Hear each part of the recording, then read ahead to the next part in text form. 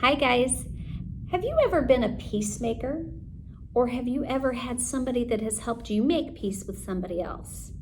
You know, when I was a kid, most of the time that I needed to have a peacemaker was due to this, a remote control. My brother and I both wanted to have this remote control so we could be in charge of what was on that TV.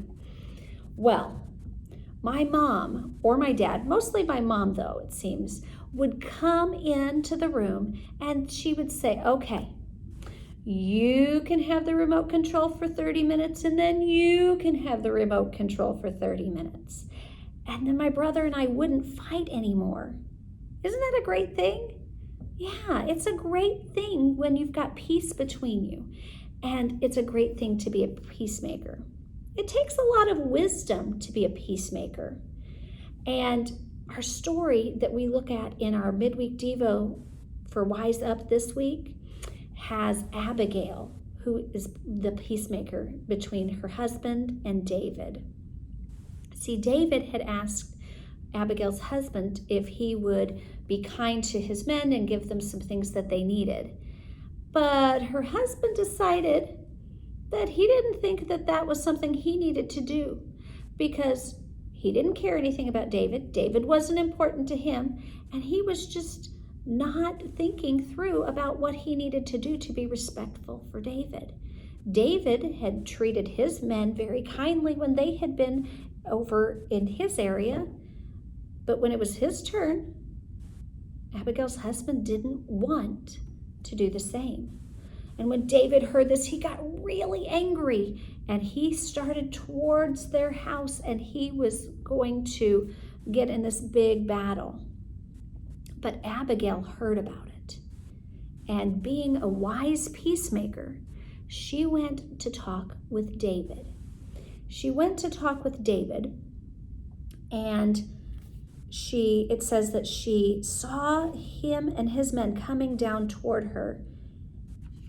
And when she did, she got off the donkey that she was on, got down in front of David and said, please, please let me talk to you. Listen to what I'm saying.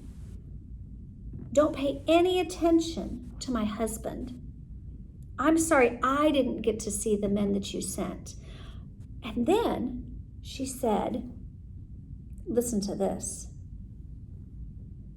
She said, the Lord has kept you from killing him and his men. And it says she's brought him a gift.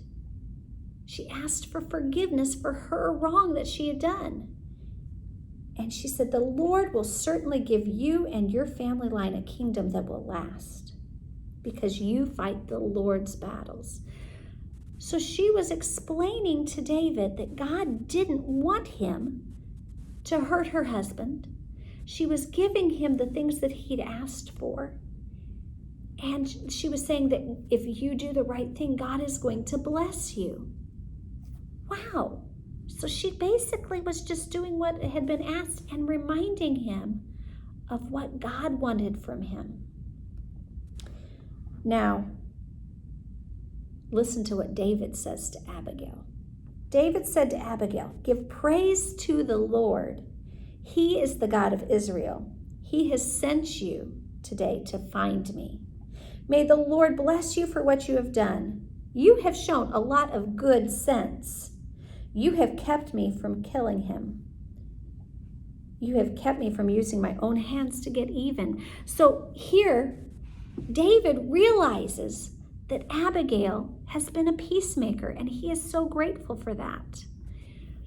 You know, sometimes we get in a situation where we need to have somebody help us, like David, to make peace with somebody else.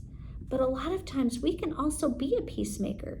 If you've got two friends that are arguing, or a brother or sister that you're arguing with, what do you need to do?